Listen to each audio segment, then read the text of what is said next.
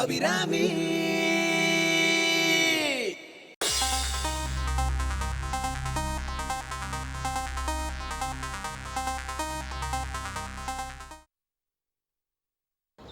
பொதுவாக கவிதையிலேருந்து ஒரு டேரக்டரோட கலை சேவையை ஆரம்பிக்குது.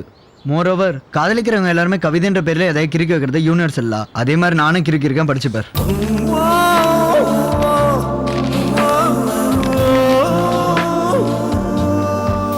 பிரியமான பிசாசே. ஹலோ, முதல் வரி படிச்சா எப்படி? மேல படி.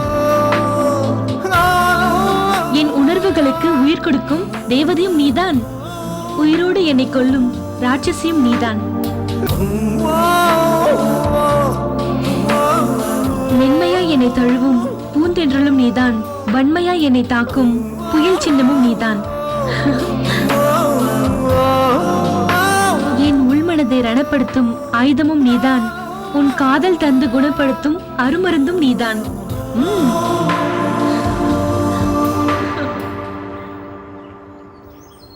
மொத்தத்தில் என் ஆரம்பமும் நீதான், முடிவும் நீதான். வாழ்த்துக்களுடன் சுபு. எப்படி நம்ம கவிதை? ரொம்ப நல்லா இருக்குடா.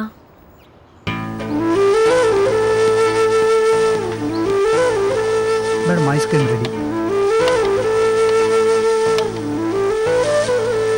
ஏய் சந்தியா, என்ன திடீர்னு டல் ஆயிட்ட? சாரிடா, ராத்திரி 12:30 மணிக்கு அவ்வளவு ரிஸ்க் எடுத்து எனக்கு விஷ் பண்ண. ஆனா அதை கொஞ்சம் கூட புரிஞ்சுக்காம உன் கூட நான் சண்டை போட்டுட்டேன்டா. இட்ஸ் ஓகே சந்தியா, உன்னை பற்றி எனக்கு தெரியாதா? நீ என்னை திட்டினதுக்கப்புறம் நான் அப்செட் ஆனது உண்மைதான். உன்னை ஹர்ட் பண்ணணுன்ற ஃபீலிங்ஸ் இல்லடா சுப்பு. என் மனசுக்கு பிடிச்சவங்க எனக்கு தான் ஃபர்ஸ்ட் ப்ரிஃபரன்ஸ் கொடுக்கணும். அது எந்த அக்கேஷனாக இருந்தாலும் எனக்கு தான் அவங்க முதல்ல விஷ் பண்ணணும். அப்படி நடக்கலைன்னா எனக்கு பைத்தியமே பிடிச்சிருதுடா. அதுவும் நீ தான் என்னுடைய மனசு உயிரினு எல்லாமே ஆக்கிரமிச்சிட்ட. நான் எதிர்பார்க்குற மாதிரி நடக்கலைன்னா எனக்கு அப்படி கோவமா வருதுடா. அந்த கோபத்துல நான் என்ன பண்றேன் எது பண்றேன்னு எனக்கே தெரியலடா. சாரிடா. என் மேல நீ பொசசிவா இருக்குன்னு எனக்கு புரியுது சந்து. அதை நினைச்சா சந்தோஷமாவும் இருக்கு, ஆனா அதே நேரத்துல அது எந்த எக்ஸ்ட்ரீம்ல போய் முடியும்னு நினைச்சா ரொம்ப பயமாவும் இருக்கு. சுபு, இதுக்கு ஒரே ஒரு சொல்யூஷன் தாண்டா இருக்கு. என்ன? சீக்கிரமே நம்ம கல்யாணம் பண்ணிக்கலாம். ஆனா நீ என்னடானா ஒரு படம் டைரக்ட் பண்ணதுக்கு அப்புறம் தான் கல்யாணம் பண்ணுவேன்ற. எப்படா உனக்கு படம் கிடைக்க போகுது? ட்ரை பண்ணிட்டு தாம்மா இருக்கேன். ஆனா ஒரு நல்ல ப்ரொடியூசர் சிக்க மாட்டேன்றான். என் முதல் படம் முடிஞ்ச அடுத்த மாசமே நம்ம கல்யாணம் தான். பொண்ணு நீயாவும் இருக்கலாம், இல்ல என் முதல் பட ஹீரோயினா கூட இருக்கலாம். கொஞ்சம் கிட்ட வாயேன், ஹீரோயின் கேக்குற மூஞ்சி எப்படி இருக்குன்னு பார்க்கலாம். சொல்லு.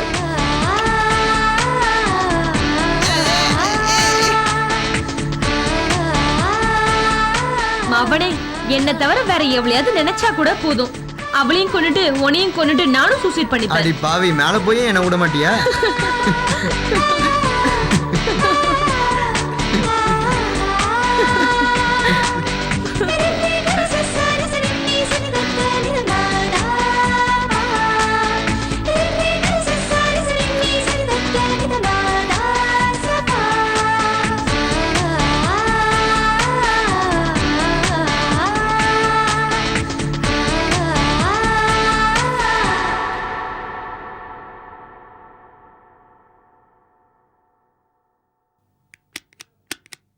அக்கா அக்கா அக்கா. என்ன விஜய்? அக்கா, ராத்திரி சமைக்கிறதுக்கு கறிக்காயெல்லாம் தீந்து போயிடுத்து. நான் போய் வாங்கிட்டு வந்துடுறேன். என்ன காய் வாங்குறதுன்னு சொல்லுங்க அக்கா. உனக்கு எது பிடிக்குதோ அதே வாங்கிட்டு வா. சரிக்கா. விஜய், நீக்கு லேசா தலைவலிக்கிறது, பாலை மட்டும் அடுப்புல வச்சுட்டு போயிடு. நான் வேணா காஃபி போட்டு தரட்டுமா? வேண்டாம் வேண்டாம், நானே பாத்துக்கிறேன். கறிக்காய் வாங்க காசு வச்சிருக்கியா? பர்ஸ்ல வச்சிருக்கேன்க்கா. விஜய், கிச்சன் போறச்சியும் பேக் எடுத்துன்னு போவியா? வச்சுட்டு போ.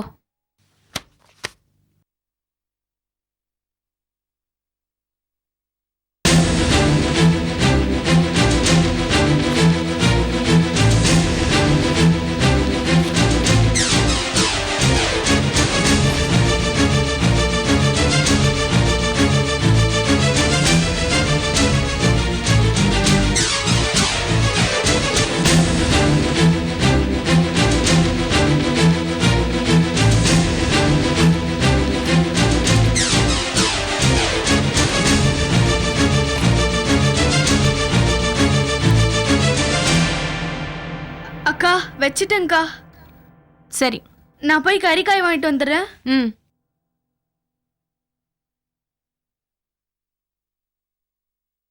ஐயோ கடவுளே, வெறும் 100 ரூபாய் வச்சிருக்கா.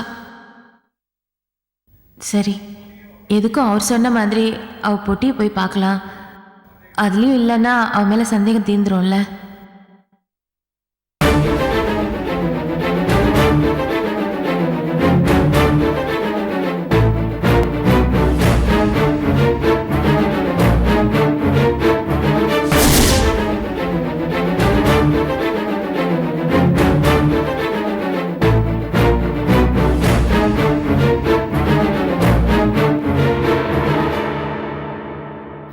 சாரி விஜய், நீ இல்லாதப்போ உன் பொட்டியை திறந்து பார்க்கறது அநாகரிகம் தான்.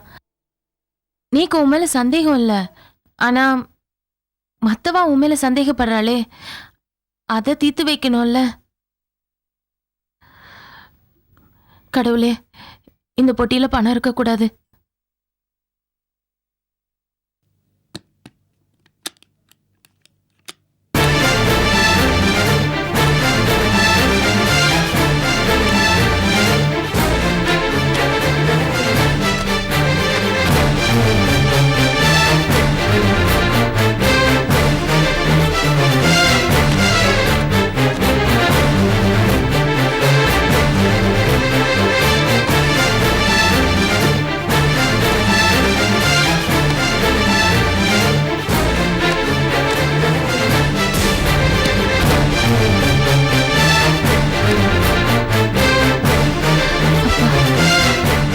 நல்ல வேளை பணம் இல்லை. கோகிலா, கோகிலா, கோகிலா.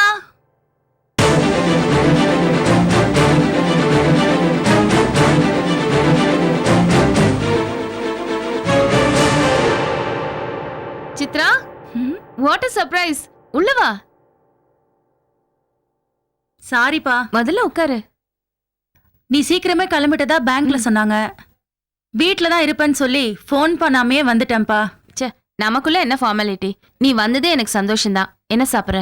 Coffee, tea? அதெல்லாம் இருக்கட்டும், ஒன்றும் வேண்டாம். நீ இப்படிதான் சொல்லுவ. நான் காஃபி எடுத்துட்டு வரேன்.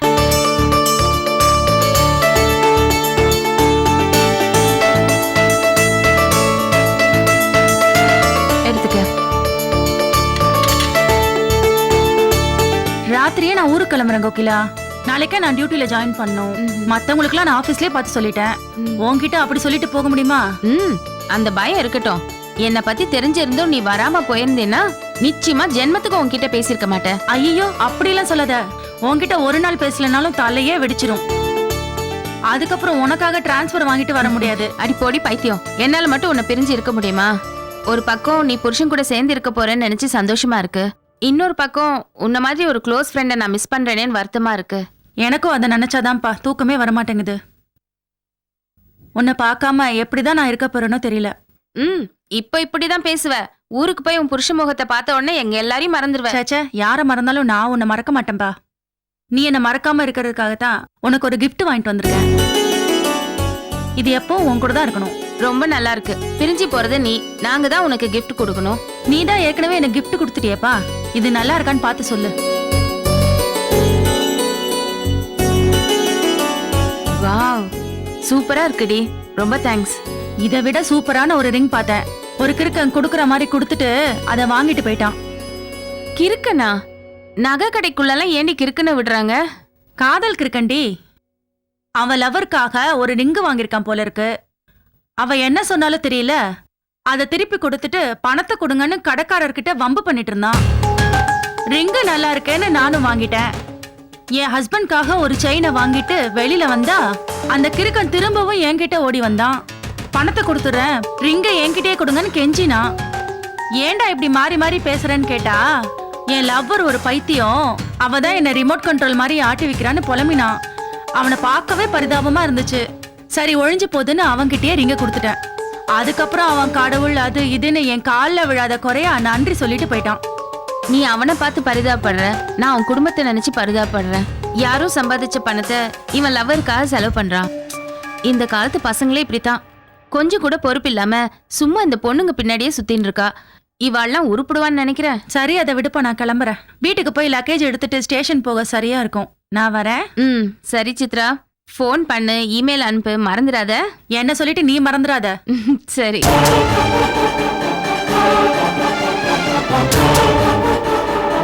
மேடம் நீங்க நீ எங்க இங்க? இவன் என் மச்சின சுப்பிரமணி. ஆமா, நோக்கு எப்படி தெரியும்ன? நான் சொன்னேனே காதலுக்கு இருக்கேன், அவன் இவன் தான். என்ன ஏது நீயே விசாரி, நான் கிளம்புறேன்.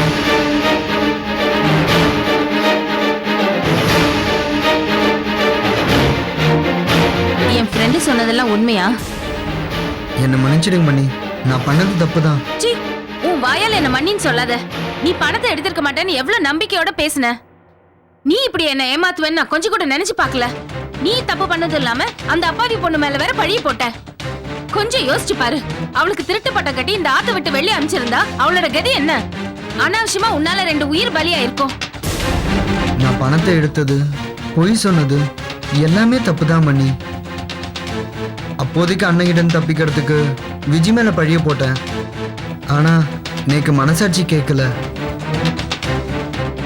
ரிங்கை திருப்பி கொடுத்துட்டு பணத்தை வாங்கி விஜயை காப்பாத்தலன்னு நினைச்சுதான் கடைக்கு திருப்பி போனேன். ஆனா அந்த ரிங்கோட வந்ததான் நான் உயிரோட இருப்பேன்னு என் லவ்வர் சொல்லிட்டா. அதனால தான் நான் திரும்பவும் உங்க ஃப்ரெண்டு கிட்ட ரிங்கை வாங்கினேன். விஜயை காப்பாத்துறதுக்காக வேற ஒரு இடத்துல பணத்தை ஏற்பாடு பண்ணிட்டேன் மணி. அது அண்ணன்கிட்ட கொடுத்துருங்கோ, விஜயை வெளியே அனுப்பிடாதீங்கோ. நோக்கு வேலை வெட்டி கிடையாது, 4 காசு சம்பாதிக்க துப்பு கிடையாது. உனக்கு என்னடா லவ் வேண்டி கிடக்கு?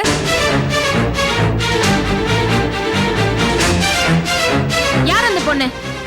பேரு சந்தியா, போலீஸ் அசிஸ்டன்ட் கமிஷனரோட பொண்ணு. மணி, நீங்க தான் அண்ணன்கிட்ட லவ் பத்தி சொல்லி எனக்கு சம்மதம் வாங்கி தரணும் மணி. அசிஸ்டன்ட் கமிஷனரோட பொண்ணா? இந்த இடம் நமக்கு ஒத்து வராது. அவ என்ன கொலமோ என்ன கோத்திரமோ நிச்சயமா உன் அண்ணன் இதுக்கு ஒத்துக்க மாட்டார். இது பாரு சுப்பு, பேசாம இந்த லவ் கிவெல்லாம் விட்டுட்டு ஒழுங்கா ஒரு வேலையை தேடிட்டு உருப்படுற வழியை பாரு. ஏற்கனவே நீ பொறுப்பு இல்லாதவன் உன் மேல கோச்சின்னு இருக்காரு. நீ இன்னும் ஏதாவது ஏடா குடமா செஞ்ச இந்த ஆத்தை விட்டு உன்னை வெளியே அனுப்பிச்சிருவார். நானும் இதுக்கெல்லாம் சப்போர்ட் பண்றதா இல்ல. இதுக்கு மேலேயும் நீ ஆத்துக்குள்ள இருக்கணுமா வேண்டாமா நீயே முடிவு பண்ணிக்க. மணி, எதுவுமே மணி. என்கிட்ட பேசாத.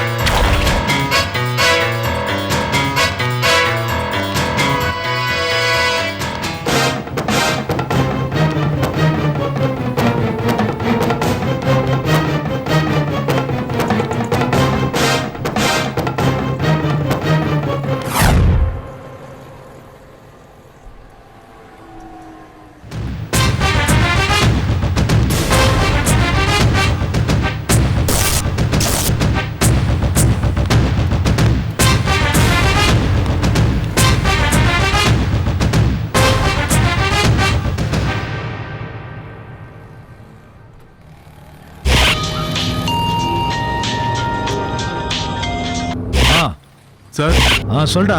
சார் என் கண்ணை என்னாலே நம்ப முடியல சார். புரியுற மாதிரி சொல்லுடா. சார் கலெக்டர் அம்மா என் கண்ணு முன்னாடி நடந்து போனாங்க சார். என்னடா உளர்ற? சரண்யா ஹாஸ்பிட்டல்ல கோமால படுத்திருக்கா. அவ எப்படி உன் முன்னால நடந்து போக முடியும்? அதான் சார் என்னாலே நம்ப முடியல. இப்போ நான் பார்த்தவங்க அப்படியே கலெக்டர் அம்மா மாதிரியே இருக்காங்க சார். ஆனா ஒரே ஒரு வித்தியாசம் சார், Dress தான் வித்தியாசமா இருக்கு. சேலை கட்டி இருக்காங்க சார். ஏய், நல்ல தெளிவா தான் பேசுறியா? நீ பார்த்தவ சரண்யா மாதிரி இருந்தாளா? ஆமா சார், நான் நல்லா தெளிவா தான் சார் பார்த்தேன். ஒரு வித்தியாசமும் இல்ல சார், கலெக்டர் அம்மா மாதிரியே இருக்காங்க. நீ இப்ப எங்க இருக்க? சார் இங்க ஒரு முத்துமாரியம்மன் கோயில் இருக்கு சார், அங்கதான் சார் இருக்கேன். அவங்க கோயிலுக்குள்ள இருக்காங்க. நீ அங்கேயே இரு, நான் இப்பவே வந்துடுறேன். சரிங்க சார். அவங்கள மிஸ் பண்ணிட கூடாது. சரிங்க சார், நான் வெளியே இருந்தே பாத்துக்கிறேன்.